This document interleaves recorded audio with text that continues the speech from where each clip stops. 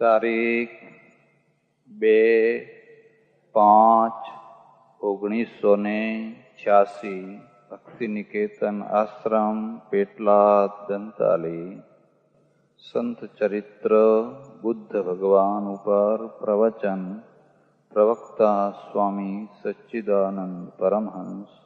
ભક્તિ નિકેતન આશ્રમ પેટલાદ દંતાલી.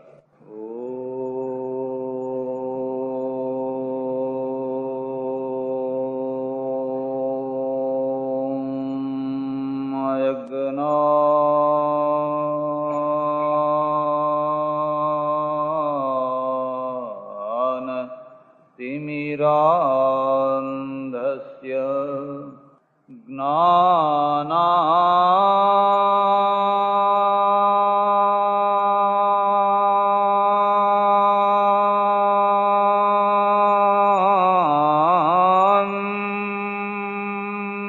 ज्ञानाञ्जन शलाकया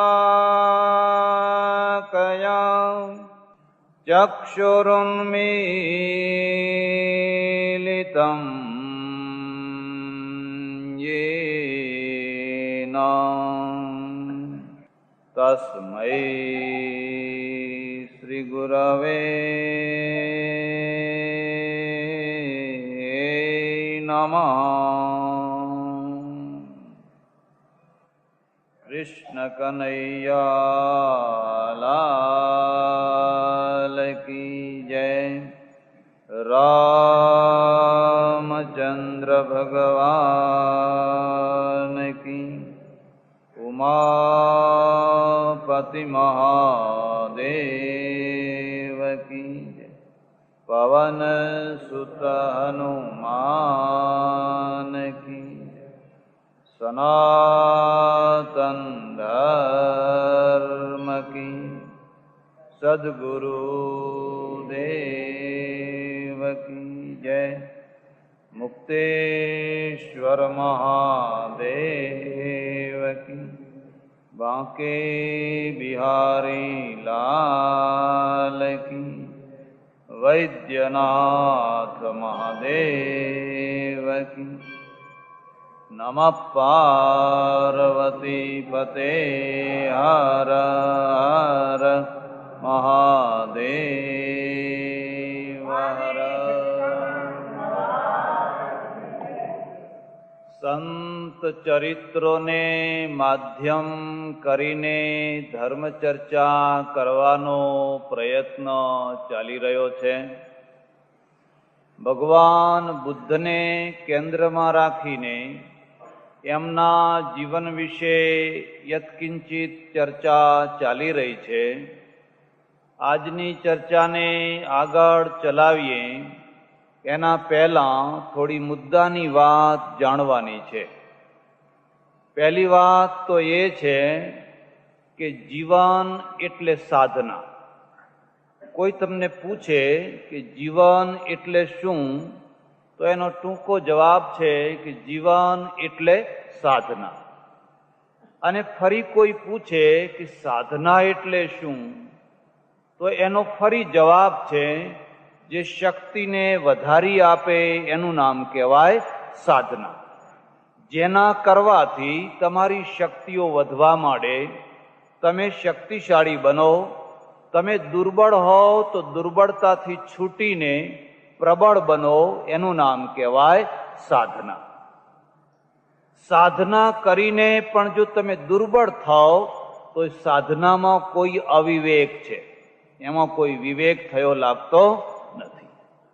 સવારથી સાંજ સુધી તમે વલોવો, ગોળીની અંદર રવાયો મૂકીને વલો વલો વલો વલો કરો, પણ સાંજ પડે એક નવટાંક પણ જો માખણ ના નીકળે તો તમારા શ્રમનો દોષ નથી. શ્રમ તો તમે કર્યો, પણ દોષ શાનો છે? વિવેકનો. તમે ગોરીમાં પૂર્યું છે શું? તો કે પાણી. તો પાણી વલોવાથી કઈ માખણ થાય? હવે પાણી કાઢી નાખો અને દહીં પૂરો, અને દહીં પૂરીને પછી વલોવો તો 15-20 મિનિટ વલોવો તોય એમાંથી માખણ થઈ શકે. એટલે સાધનાનો અર્થ થાય છે શક્તિની વૃદ્ધિ. અને એવું કોઈ પ્રાણી નથી, કોઈ જ્ઞાની કે અજ્ઞાની કોઈ એવું પ્રાણી નથી જે પોતાની શક્તિના ક્ષયને ઈચ્છતું હોય. હું દુર્બળ થઉં એવી કોઈની ઈચ્છા છે ખરી? મારું શરીર દુર્બળ થાય, મારું મન દુર્બળ થાય, મારી સ્મરણ શક્તિ દુર્બળ થાય, મારા પૈસા ઓછા થઈ જાય, મારા ઘર ઓછા થઈ જાય, મારી સત્તા ઓછી થઈ જાય, એવી કોઈને ઈચ્છા હોય છે ખરી? પ્રાણી માત્રની ઈચ્છા છે મારી શક્તિ વધે. કારણ શું છે? કે સુખનું મૂળ શક્તિ છે, સુખનું કેન્દ્ર શક્તિ છે અને દુઃખનું મૂળ અશક્તિ છે. અશક્તિમાંથી દુઃખો ઊભા થાય છે. આપણને ઘણી વસ્તુઓ જોઈતી હોય પણ પ્રાપ્ત કરી શકતા નથી, અને નથી કરી શકતા એટલે આપણે દુઃખી થઈએ છીએ. એટલે ટૂંકમાં કોઈ એમ પૂછે કે જીવન એટલે શું, તો જીવનનો અર્થ છે સાધના. અને સાધનાની ટૂંકી વ્યાખ્યા છે તમારી શારીરિક, માનસિક, બૌદ્ધિક કે બીજી કોઈ પ્રકારની જેટલી શક્તિઓ કહેવાય એ તમામ શક્તિઓમાંથી કોઈ એક શક્તિને વધારી આપે એનું નામ કહેવાય સાધના. હવે આ સાધના જે છે ને એના મુખ્ય 3 માર્ગ છે. યાદ રાખવા હોય તો રાખી લેજો. એના મુખ્ય 3 માર્ગ છે. જે પહેલો માર્ગ જેના ઉપર આખી દુનિયા ચાલી રહી છે એનું નામ છે સુખ માટેની સાધના, સુખ પ્રાપ્તિ માટેની સાધના. આ પહેલો માર્ગ. આપણે બધા અહીં કથા સાંભળવા આવો એટલે સૌથી પહેલા ઈચ્છા થાય કે જ્યાં પંખાની હવા આવતી હોય ત્યાં જઈને બેસીએ. કેમ કે આપણને સુખ ગમે છે, ગમે છે. પછી કોઈ ટેકો દે એવી જગ્યા હોય તો એવી જગ્યાએ જઈને બેસીએ. જે જગ્યાએ અગવડ પડતી હોય એ જગ્યાએ બેસવા કોઈ તૈયાર થાય નહીં. એટલે પ્રાણી માત્રની જે સાધના છે એ સૌથી પ્રબળ અને પહેલી જે સાધના એનું નામ છે સુખ સાધના. પણ આ સુખ સાધનામાં જ જો જીવન પૂરું થઈ ગયું હોત કે પૂરું થઈ જતું હોત તો અધ્યાત્મ ક્ષેત્રની કોઈ આવશ્યકતા રહી હોત નહીં. એના ઉપર બીજી 2 સાધનાઓ છે, યાદ રાખજો. જે બીજી સાધના છે એનું નામ છે સત્યની સાધના, સત્ય પ્રાપ્તિ માટેની સાધના. એના ઉપર એક ત્રીજી સાધના છે અને એનું નામ છે ઈશ્વર પ્રાપ્તિ માટેની સાધના. આ 3 સાધનાઓ યાદ રાખજો. ત્રણેયમાં શક્તિ છે, ત્રણેયમાં. પહેલી જે સાધના છે જેનું નામ આપણે કહીએ છીએ સુખ પ્રાપ્તિની સાધના, એનું અનિવાર્ય કારણ, સાધન શ્રમ છે, કર્મ છે. કર્મ વિના સુખ મળે? સકલ પદાર્થ હે જગ માહી, કર્મહીન નર પાવત નહીં. કર્મ વિના સુખ મળી શકે? તમારે અનાજના ઢગલા જોઈતા હોય તો જાઓ ખેતરમાં પરસેવો પાડો. કે ના અમે તો ગજવા કાપશું. તો ગજવા કાપવાથી પૈસો તો મળે પણ જેલની હવાઈ ખાવી પડે કે ના ખાવી પડે? અને પોલીસના હંટરે ખાવા પડે કે ના ખાવા પડે?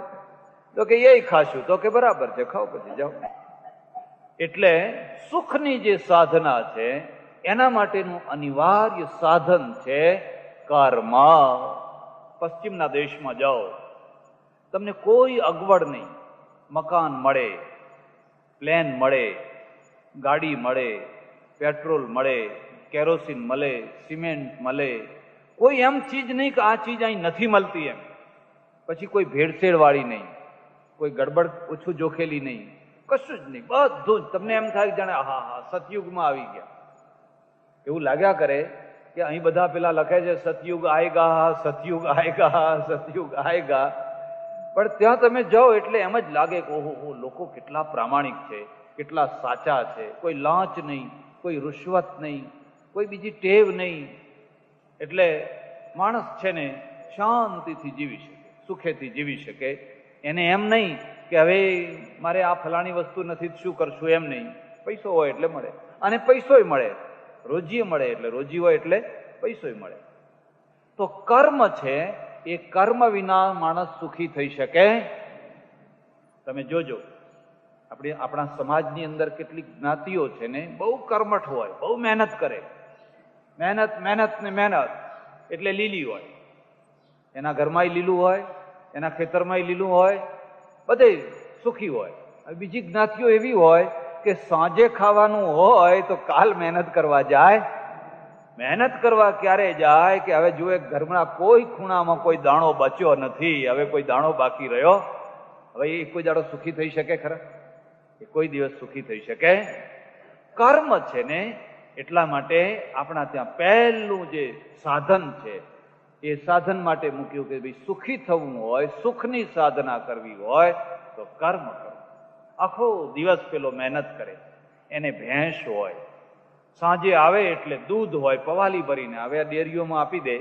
પણ પહેલા ડેરીઓ નહીં, તાહડું ભરીને દૂધ આપે. એની ઘરવાળી છે ને બાજરીનો રોટલો, આટલું ઘી અને તાહડું ભરીને દૂધ આપે. હવે ડોક્ટરની જરૂર પડે ખરી? હવે કઈ ડોક્ટરની જરૂર પડે? તો કેમ? કારણ કે આખો દાડો એને મહેનત કરી છે, પરસેવો પાડ્યો છે, ભેંસ સાચવે છે. ભેંસ કેવી આમ હાથ ખસી જાય એવી, ઉપર હાથ મૂકો તો હાથ લપસી જાય. એને 2 વાર નવડાવે, કેટલું ખવડાવે, કેટલી ચાકરી કરે. ડોશીની ચાકરી ના કરે એટલી ભેંસની ચાકરી કરે. ઘરની ડોશી હોય પડી હોય ખાટલામાં, પણ ભેંસ પાછળ તો એટલું. અને એ ભેંસનું સુખ એને પછી મળે. તો પહેલી જે સાધના છે એ સુખની સાધના છે. અને કર્મ વિના સુખી થવાય નહીં. કઈ લોટરી લગાડીને કઈ સુખી થવાય નહીં. લગાડ્યા કરે આંકડા લગાડીને કઈ સુખી થવાય નહીં. કર્મથી સુખી થાય, એમાં બરકત રહે. પણ એના પછીની જે બીજી સાધના છે, થોડી કર્મની વાત કહું, વધારે નહીં કહું, મારે વિષયાંતર નથી કરવો. કર્મની જે પરાકાષ્ઠા છે ને, પેટ માટે કર્મ શરૂ કર્યું, પણ એ કર્મની જે પરાકાષ્ઠા છે ને એ અનાસક્તિ છે. શું છે? અનાસક્તિ. મારું મારું મારું કરીને આપણે કર્મ શરૂ કર્યું. મારા માટે મારા માટે મારા માટે એવું સમજી અને આપણે કર્મ કર્યું. પણ ધીરે ધીરે ધીરે ધીરે કર્મના વિજ્ઞાનનો વિકાસ થયો. કર્મનું એ વિજ્ઞાન અને એ વિકાસ શું થયો, અનુભવ કરવો હોય તો કરી જોજો. એક નોકરને રાખજો, પછી જોજો એ પહેલા જ દિવસથી તમારી પાસે પગાર માગે. શેઠ આ મહિનાનો, એટલે હજુ તો 1 દિવસ તો થયો નથી, પગાર અત્યારથી માગે છે. વળી માંડ જંપીને રાખ્યો હોય 2 દિવસ પછી થાય એટલે કહે છે આ કોથળો આપો ને, આ પેલું આપો ને, આ ફલાણું આપો ને. એ જયારે જુઓ ત્યારે માગ માગ માગ કરતો હોય. 2-4 મહિનાનો પગાર પહેલા માગતો હોય. અને પગાર આપો ત્યારે ઉતરેલું મોઢું લઈને કે કઈ પૂરું થતું? આમાં તો થતું ને. તમને એમ થાય કે આને જલ્દી અહીંથી વિદાય કરીએ તો તમારી ઈચ્છા થઈ જશે. એક બીજો માણસ હશે, એને અગવડ હશે, દુઃખ હશે, પણ એની જીભ નહીં ઉપડે. જીભ નહીં ઉપડે. ભગવાને જે દૈવી સંપત્તિના લક્ષણો બતાવ્યા છે ને 16મા અધ્યાયમાં, એમાં એક લક્ષણ બતાવ્યું છે રી. રી એટલે લજ્જા, સંકોચ.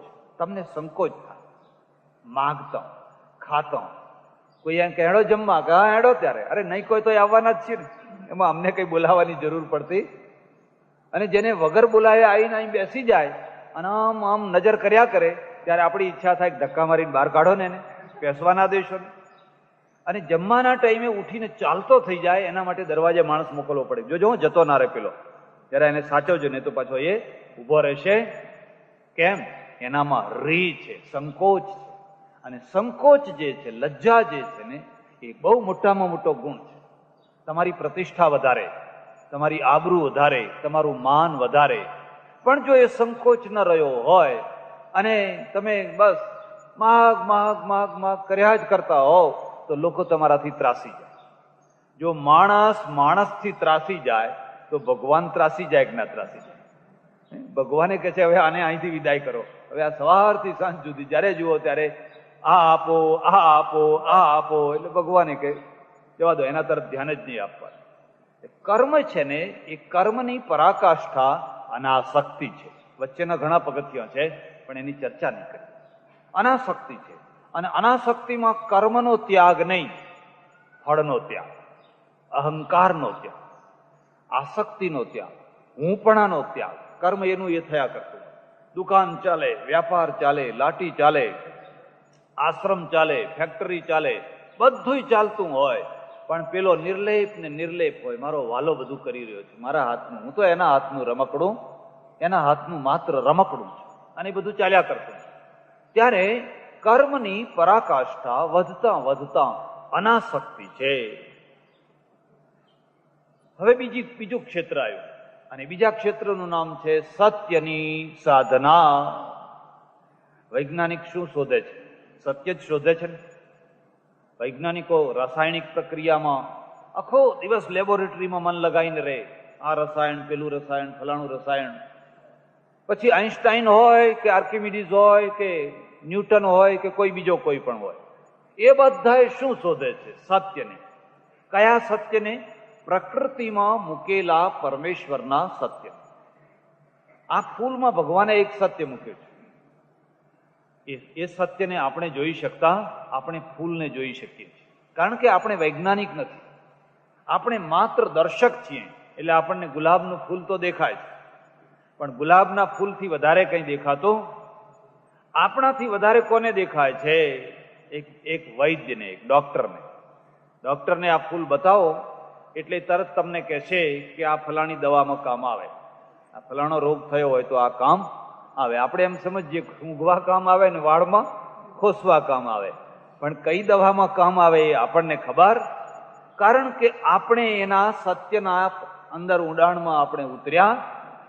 પણ પેલો વૈદ્ય કે ડોક્ટર છે એ એના સત્યના ઊંડાણમાં ઉતર્યો એટલે તમને કહે કે આનું તમે અમુક કામ કરો, અમુક કરો, ફલાણું કરો, ઠંડક થાય, તો એ કહી શકે. પણ એ કઈ આખરી સત્ય સુધી પહોંચ્યો? આખરી સત્ય સુધી નથી પહોંચ્યો. એનાથી વધારે ઊંડાણમાં કોણ ઉતર્યું છે? એનાથી વધારે ઊંડાણમાં પેલો લેબોરેટરીનો જે વૈજ્ઞાનિક છે ને એ ઉતરેલો છે. એ આના નાનામાં નાના કણને જુદા કરશે, મૂળ તત્વોને જુદા કરશે. પછી એ કહે છે કે આમાં આટલું કેલ્શિયમ છે, આટલું ફલાણું છે, આટલું ફલાણું છે, આટલું ફલાણું છે, આટલું ફલાણું છે, બધું એનું પૃથક્કરણ કરી આપશે. અને એ પૃથક્કરણ કરી આપ્યા પછી એના જે ખાસ તત્વો છે એ ખાસ તત્વોથી શું કામ થઈ શકે એ નિયમ એ શોધી કાઢશે. આમાંથી એન્જિન ચાલતું કરી દે, ભલું પૂછું, કંઈ કહેવાય નહીં. આ ફૂલની અંદરથી એક એવું તત્વ કાઢે કે તમારી મોટર ચાલતી થઈ જાય. પણ આપણે એ જાણતા, આપણે તો માત્ર બગીચો છે, એમાં સુવાસ આવે છે, એને શોભા વધારે છે, એથી વધારે કંઈ જાણતા. તો પેલાને એ ખબર કેમ પડી? કારણ કે એને સત્યના પાછળ જીવનને લગાવી દીધું. એટલે લોકો જ્યારે સિનેમા જોતા હોય, પિક્ચરો જોતા હોય, નાટકો જોતા હોય, ડેન્સ જોતા હોય, ત્યારે એ ભલો ને એની લેબોરેટરી ભલી, એ રસાયણોનું મિક્સર આગુ પાછું કર્યા કરતો. એની પત્ની કંટાળી જાય, એના ઘરના માણસો કંટાળી જાય, ખાવાનું તૈયાર થયું, ઠંડુ થઈ ગયું છે, પણ પેલો એમાં તન્મય, એટલો તન્મય હોય કે એમ કહેવાય છે કે ન્યૂટનને ઘણી વાર એના પગમાં આગ અડી જાય, પણ એ દાઝતો નહીં. દાઝતો ખરો, પણ દાઝવાની ખબર ના પડતી, કારણ કે મન ક્યાં છે? સંશોધનમાં, સત્યની શોધમાં. એટલે ચામડું બળતું હોય પણ એને કઈ ખબર પડે. તો આટલી બધી ઊંડાઈથી માણસ જ્યારે સત્યની શોધમાં લાગે ત્યારે એનું નામ કહેવાય સત્ય શોધક. હવે સત્ય શોધનની બે દિશાઓ, ભૌતિક દિશા અને અધ્યાત્મ દિશા. ભૌતિક દિશા તો બહુ અઘરી નથી. કોઈ લેબોરેટરીમાં જાઓ, કોઈ વૈજ્ઞાનિકને ગુરુ બનાવો, કોઈ પ્રોફેસરને, તમને બધી પ્રક્રિયા શીખવાડે એટલે તમે બધું કરી શકો. પણ બીજું જે ક્ષેત્ર છે ને એનું નામ છે અધ્યાત્મ ક્ષેત્ર. અને અધ્યાત્મ ક્ષેત્રનું જે સત્ય છે એ ભૌતિક લેબોરેટરીના સીમાથી બહારનું છે.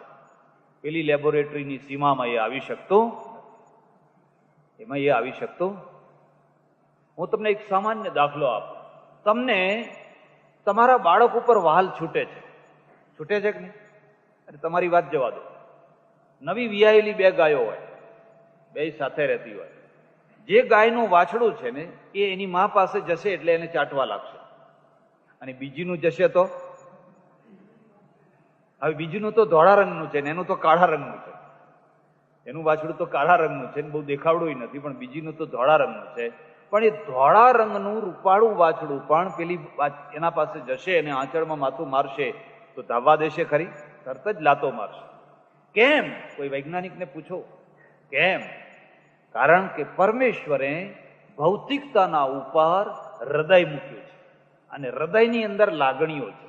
અને લાગણીઓ છે ને એ લેબોરેટરીનો વિષય નથી. એ લેબોરેટરીનો વિષય એ બુદ્ધિથી પરનો વિષય છે. એટલે લાગણીના પ્રશ્નો છે એ બુદ્ધિથી સમાહિત કરાઈ શકાતા હોતા. એનું વાછડું લાવો એટલે તરત ડાઈ, તરત શાંત. બાકી બીજું વાછડું આવે તો એ ઊભું રહેવા તૈયાર થાય નહીં. તો આધ્યાત્મિક ક્ષેત્રમાં જે સત્યની શોધ છે એ સત્યની શોધ માટે જીવન આપનારા કેટલાય માણસો હોય. ભગવાન બુદ્ધ છે ને એ સુખોની શોધમાં નીકળ્યા. સુખો તો એમના ઘરમાં જ હતા કે નહીં? એમના ઘરમાં શું દુઃખ હતું? ત્યારે શાની શોધમાં નીકળ્યા હતા? સત્યની શોધમાં. ઈશ્વરની શોધમાં નહીં, સત્યની શોધમાં. તો સત્યની શોધ માટે અનિવાર્ય જે કારણ છે એનું નામ છે બુદ્ધિ, સમજણ. એનું નામ છે બુદ્ધિ. એટલે એમનું નામ જ રાખ્યું બુદ્ધ, સંબુદ્ધ, જાગેલો, જાગૃત. અને બુદ્ધિની સ્થૂલતાની શરૂઆત સ્વાર્થથી શરૂ થઈ અને એની પરાકાષ્ઠા ક્યાં પહોંચતી હોય છે ખબર છે? એ બુદ્ધિની પરાકાષ્ઠા છે પરાશ્રદ્ધા. નોટ કરજો, શ્રદ્ધા નહીં, પરાશ્રદ્ધા. એ બસ બુદ્ધિને ઠરવાનું ઠેકાણું છે પરાશ્રદ્ધા. જતા જતા જતા એ પરાશ્રદ્ધામાં પહોંચે એટલે પછી બુદ્ધિ શાંત થાય. અને એવી શાંત થયેલી જે બુદ્ધિ છે એને યોગ સૂત્રે લખ્યું છે રીતમ ભરા તત્ર પ્રજ્ઞા. આ પ્રજ્ઞા શબ્દ બૌદ્ધ ધર્મે આપેલો છે. રીતમ ભરા, રીતમ સત્યમ, પરમાર્થ સત્યમ, અબાધિત સત્યમ બિભરતી ઇતિ રીતમ ભરા પ્રજ્ઞા. એવું સત્ય જે પરમ સત્ય કહેવાય. શ્રીમદ રાજચંદ્ર હોય કે ભગવાન મહાવીર હોય કે ભગવાન બુદ્ધ હોય, આ પ્રકારના જે સાધકો છે એમની સાધનાનું લક્ષ્ય શું છે? સત્યની પ્રાપ્તિ. ચર્ચા પછી કરશો. ત્રીજી વાત કહી દઉં પછી મૂળ વાત ઉપર આવું. પણ ત્રીજી જે સાધના છે ને એ ત્રીજી સાધના છે ઈશ્વર પ્રાપ્તિ. અને ઈશ્વર પ્રાપ્તિ બુદ્ધિથી નથી થતી. તમારામાં કરોડ લક્ષણની બુદ્ધિ હોય ને, નૈષા તર્કેણ મતિરાપનેયા, ઉપનિષદ કહે છે. ઈશ્વરની પ્રાપ્તિ બુદ્ધિથી થતી, અને બુદ્ધિથી થતી હોય તો વકીલોને ના થાય? કોઈ વકીલ બેઠા નથી ને પાછા. તો બુદ્ધિથી ઈશ્વરની પ્રાપ્તિ ના થાય. પંડિતોને ભગવાન ના મળે. તમારે જોવું હોય તો જોજો, આખો ઇતિહાસ જોઈ લેજો. ભરવાડોને ભગવાન મળે. કેમ ભરવાડોને ભગવાન મળે? કારણ કે ભગવાન ભાવનાથી મળે. ભગવાન મળે એ શાથી મળે? ભાવનાથી. કર્માબાઈનો ખીચડો ખાય, એ શબરીના બોર ખાય, એ વિદુરાણીની ભાજી ખાય, પણ દુર્યોધનનો મેવા ખાવા જાય. બાકી બુદ્ધિ તો એમ કે આ વિદુરના ત્યાં ઉતરશું. હવે એની ભાઈબંધીથી શું મળવાનું હતું આપણને? ભાઈબંધી કરો તો મોટા માણસની, રાજા મહારાજાઓની કરો તો કોઈ વાર આપણને કઈ કામમાં. દુર્યોધનની ભાઈબંધી કરી હોય તો એક તો ખાવાનું સારું મળે, આપણે એમના મહેલમાં ઉતર્યા હોઈએ એટલે લોકો પ્રભાવિત થાય. ઓહો, આ તો રાજાના મહેમાન છે. જીવનને કદી પણ 100% તાર્કિક બનાવી નથી શકાતું. તમારા જીવનને તમે અનુભવ કરી જોજો, 100% બૌદ્ધિક નથી બનાવી શકાતું. કારણ કે જીવન કમ્પ્યુટર નથી. જીવન સ્વિચો નથી તમે દબાયા કરો, કમ્પ્યુટર નથી. કેમ કે જીવન એટલે લાગણી છે, જીવન એટલે હૃદય છે. અને હૃદય છે એ કમ્પ્યુટરથી પરની ચીજ છે. કોઈ કમ્પ્યુટર વાળાને પૂછો કે લાગણી વાળું કમ્પ્યુટર તમે બનાવ્યું છે? લાગણી વાળું કમ્પ્યુટરનો અર્થ સમજો છો? તમારો હાથ અડે એટલે જુદું પરિણામ આવે, મારું હાથ અડે એટલે જુદું પરિણામ આપે. તમે સ્વિચ દબાવો તો પરિણામ જુદું બતાવે, અને હું સ્વિચ દબાવું તો પરિણામ જુદું બતાવે. બતાવે નહીં? સરખું જ બતાવે. એને હાથ સાથે કઈ લેવા દેવા. પેન્સિલથી અડો કે હાથથી અડો, તમે અડો કે હું અડો, જે નિશ્ચિત ચાવીઓ છે એમાં કોઈ પણ અડે એટલે નિશ્ચિત પરિણામ આવવાનું છે. પણ માણસોમાં ફેર પડે છે કે નહીં? એક માણસ રોટલી પીરસે તો ઝેર જેવી લાગે, અને એ જ રોટલી જો બીજું માણસ પીરસે તો અરે 4 ખાવી હોય તો 8 ખાઈ જાય. ખાઈ જાય કે ના ખાઈ જાય? 4ની જગ્યાએ 8 ખાઈ જાય. કેમ? પરિણામમાં ફેર કેમ આવ્યો? કારણ કે માણસ છે એ કમ્પ્યુટર લાગણી છે. માણસને લાગણી છે. અને એ જે લાગણી છે એ જ એની વિશેષતા છે. એટલે એક બીજી વાત યાદ રાખજો, જીવનની શોધમાં બુદ્ધિને ગમે એટલી પ્રધાનતા આપજો ને આપવી જ જોઈએ, પણ લાગણીઓને કચરીને નહીં, લાગણીઓને છૂંદીને નહીં. એ લાગણીઓ જે છે એને પરમેશ્વર તરફ વાળતા જજો. એટલે લાગણીઓની જે શુદ્ધિ છે ને એની પરાકાષ્ઠા, જેમ કર્મની પરાકાષ્ઠા અનાસક્તિ છે, એમ લાગણીની પરાકાષ્ઠા પ્રેમ છે. શું છે? પ્રેમ. લાગણીની પહેલી ભૂમિકા શું છે? બહુ પ્રાથમિક નીચેનો પાયો શું છે? રાગ અને દ્વેષ, ગમો અને અણગમો. તમે ગમો અને તમે ના ગમો. આ ઘર સારું લાગે ને આ ઘર સારું લાગે નહીં. આ એની પહેલી ભૂમિકા છે, પહેલું સ્ટેજ છે, ગમો અને અણગમો. પણ એ લાગણીઓને રિફાઇન કરતા કરતા, એની સાધના કરતા કરતા, એનો વિકાસ કરતા કરતા, લાગણીઓની જયારે પરાકાષ્ઠાએ પહોંચો ત્યારે માત્ર લાગણીમાં એક જ તત્વ રહી જાય અને એનું નામ છે પ્રેમ. પ્રેમ એટલે કૃષ્ણ. પ્રેમ એટલે કૃષ્ણ. કૃષ્ણ એટલે કોઈ વ્યક્તિ નહીં. એટલે તમારામાં પ્રેમ પ્રગટ્યો, તમારામાં કૃષ્ણ પ્રગટ્યા, ચૈતન્યમાં પ્રગટ્યા, મીરાબાઈમાં પ્રગટ્યા, નરસિંહ મહેતામાં પ્રગટ્યા. પણ તમારામાં નહીં પ્રગટે, નહીં પ્રગટે તે નહીં જ પ્રગટે. કેમ નહીં પ્રગટે? કારણ કે મંદિરે જતા હો ને હડ હડ અભડાઈ ગયા, હડ આગો ખસ, આગો ખસ, આગો. કોને અભડાઈ જવાની કોની વાત કરે છે? તારા કરતા જે વધારે શુદ્ધ છે એનાથી તું અભડાય છે? તારા કરતા તો એ વધારે શુદ્ધ છે. પ્રેમની એક ભૂમિકા છે કે એમાં કોઈ પ્રતિદ્વંદી હોતો. દારૂડિયાથી શું કામ ઘૃણા કરો છો? એને બિચારે દારૂ પીધો છે, નથી રહેવાતું એટલે એને પીધો છે. પણ તમે વગર દારૂ પીધે ક્યાં હરખારો છો? એ તો દારૂ પીને ગાડો થઈને પડ્યો છે, પણ તમે વગર દારૂ પીધે કઈ હરખારો છો? એટલે એના પ્રત્યે કઈ ઘૃણા કરવા જેવું એ છોડે તો સારું છે, છોડાવવો જોઈએ, બરાબર છે. પણ એ નીચ છે, એ અધમ છે, એ પાપી છે, આ ભાવના છે ને એ બતાવે છે પ્રેમનું પ્રાગટ્ય થયું. પણ જયારે પ્રેમ 16 કળાએ પ્રગટે એટલે એની 16 કળાઓ બતાવી. ઈશ્વરની 16 કળાઓ ના હોય. ઈશ્વરની 16 કળાઓ હોય અને 16 કળાઓ હોય તો મપાઈ ગયો કે નહીં? એનું માપ આવી ગયું કે નહીં? તો જે અમાપ છે, જે અનંત છે, એને તમે માપી કાઢ્યો કે આ 12 કળા, આ 8 કળા, આ 16 કળા. હવે 17 કળા કોઈ નહીં ને?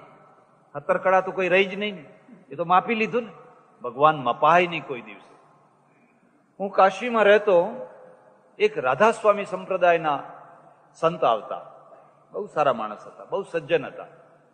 એ મને કહેતા, મને કે દેખો ये जो कबीर है ने, इस कबीर को तो 6 चक्रों का पता था और आगे कुछ पता ही नहीं था.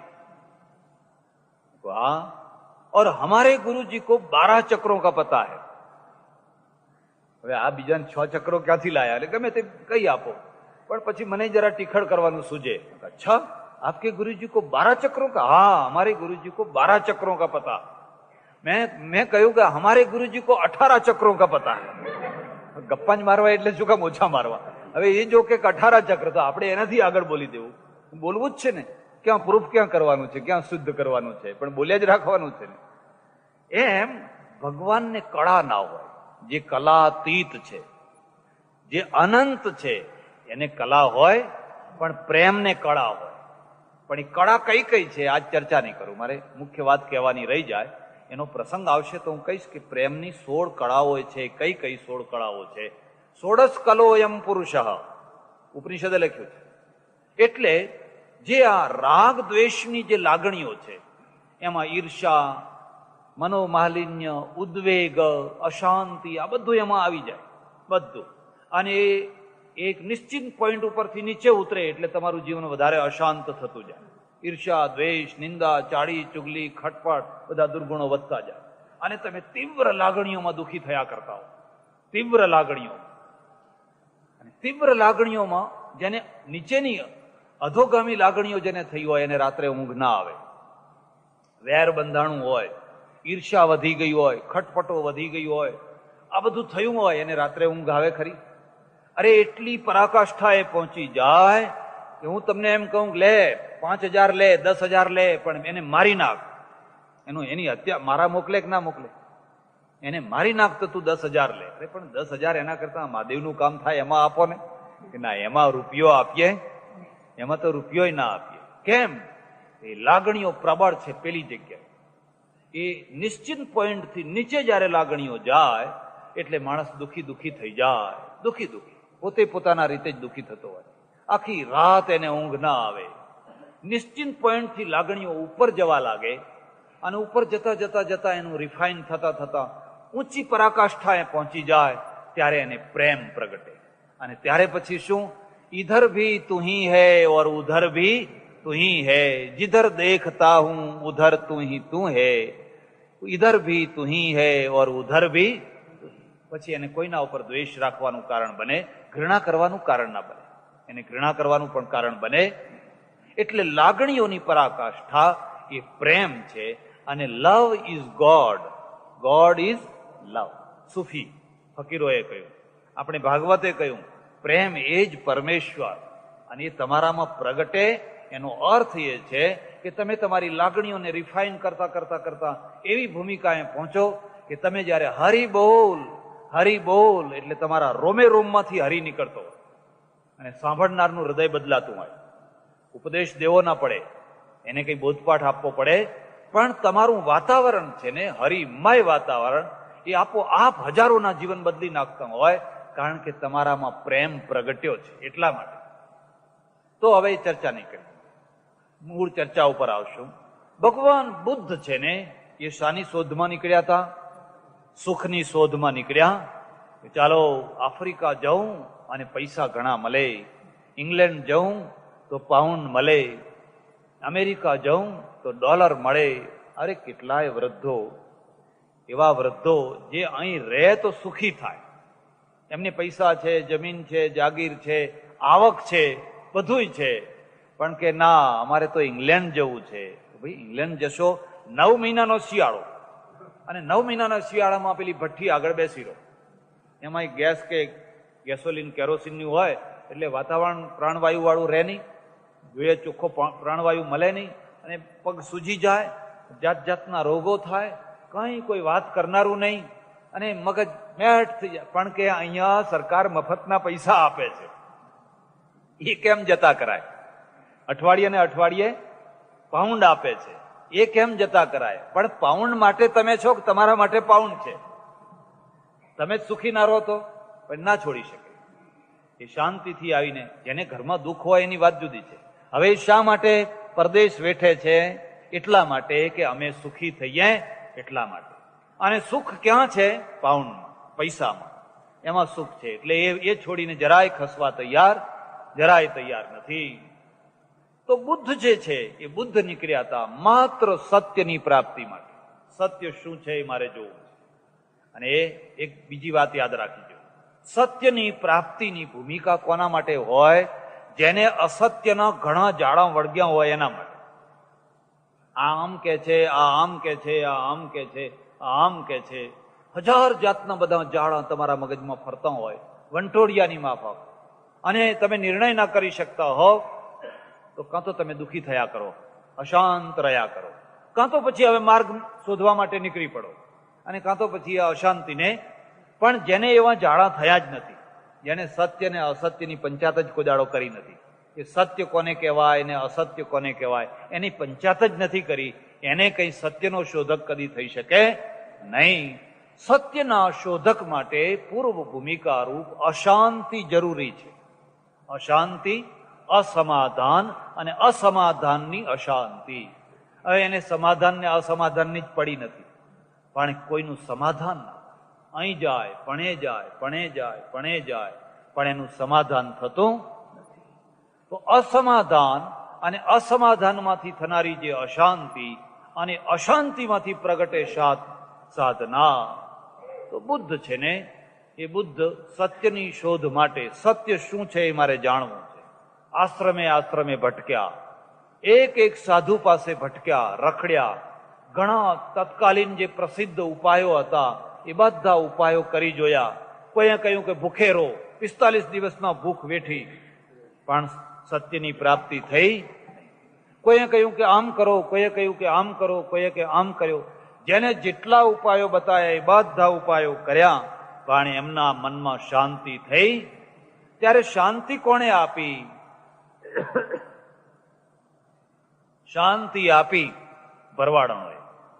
પેલી જે જતી હતી અને જતા જતા જે બોલતી હતી પરસ્પરમાં કે તારને એટલો ના ખેંચો કે તૂટી જાય, તારને એટલો ઢીલો ના મૂકો કે એમાંથી સ્વર ના નીકળે, તારને મધ્યમ રાખો જેથી એમાં મધુર સ્વર નીકળે અને આખી જિંદગી સુધી તમે એ વીણાને વગાડી શકો. આખી જિંદગી સુધી 2-4 દિવસ વગાડીને ફેંકી દેવી પડે એવું ના કરો. અને એમને બુદ્ધત્વની પ્રાપ્તિ થઈ. અને બુદ્ધત્વની એટલે તમે આ મુદ્દાને સમજજો. ભક્તિ માર્ગનો છે એ સાધક શું કહે કે મને ઈશ્વરનો સાક્ષાત્કાર થયો, એમ કે ને મને ભગવાન દેખાયા. બુદ્ધ શું કહે છે? મને ભગવાન નથી દેખાયા, પણ મને બુદ્ધત્વની પ્રાપ્તિ થઈ, મને જ્ઞાનની, સમ્યક જ્ઞાનની પ્રાપ્તિ થઈ. આ બેનો ભેદ સમજજો. થોડીક ચર્ચા પછી કરીશ, વચ્ચે થોડી વાતો કરી દઈશ. અને પછી એ ત્યાંથી નીકળ્યા, ઉભા થઈ ગયા. એક ચહેરા ઉપર આનંદ આવી ગયો, સંતોષ આવી ગયો. બસ જે જોઈતું તો એ મળી ગયું. હવે મળી ગયેલું છે એની સાધના જ કરવાની બાકી છે. બાકી જે જાણવું હતું એ જાણી લીધું. પણ ઘૃણા થઈ. પેલા 5 બીજા હતા ને, કૌંડિન્ય વગેરે વગેરે 5 જે બીજા સાધકો હતા એમને ઘૃણા થઈ. જુઓ, વ્રત તોડી નાખ્યું, તપ તોડી નાખ્યું, ને તપ ભંગ કરે એના પ્રત્યે કોઈ માન રહે નહીં. ભલે થઈ આધ્યાત્મિક ઉપાસના થાય, તમારામાં એક એવી શક્તિ આવે કે દુનિયા તમારા ઉપર થૂંકતી હોય તો તમને પડી ન હોય, કોઈ હાર ચડાવતી હોય તોય તમને પડી હોય નહીં, અને કોઈ અપમાન કરતી હોય ને નિંદા કરતી હોય તોય તમને પડી હોય. એટલું બળ આવે અંદરથી, એટલી શક્તિ આવે. જો એવી શક્તિ ના આવી હોત તો મીરાબાઈ ટકી શકોત? તો તરત જ રાણાના ઘર ભેગી થઈ ગઈ હોત કે હવે ત્યારે આટલા બધા લોકો તમે કહો છો તો ચાલો ત્યારે આપણે ઘર ભેગા થઈ જઈએ. પણ મીરાબાઈ ટકી શકી, અંદર જોર હતું. તમે ગમે આખી દુનિયા મારી નિંદા કરો ને, પણ મને તમારી કોઈની પડી નથી. એવું એક બળ આવે, એક શક્તિ આવે. ત્યાંથી નીકળ્યા અને પછી ફરવા લાગ્યા. અને પછી બીજી વાર દુઃખી થયા. ધ્યાન દેજો, અજ્ઞાની કરતા જ્ઞાની ડબલ દુઃખી હોય. અજ્ઞાની કરતા જ્ઞાની છે ને એ ડબલ દુઃખી હોય. જે લોકો પેપર નથી વાંચતા, જેમને દેશ કાળની કંઈ ખબર નથી હોતી, એમને કંઈ પડી નથી હોતી. કામ કરો, ખાઓ, પીવો, સુઈ જાઓ.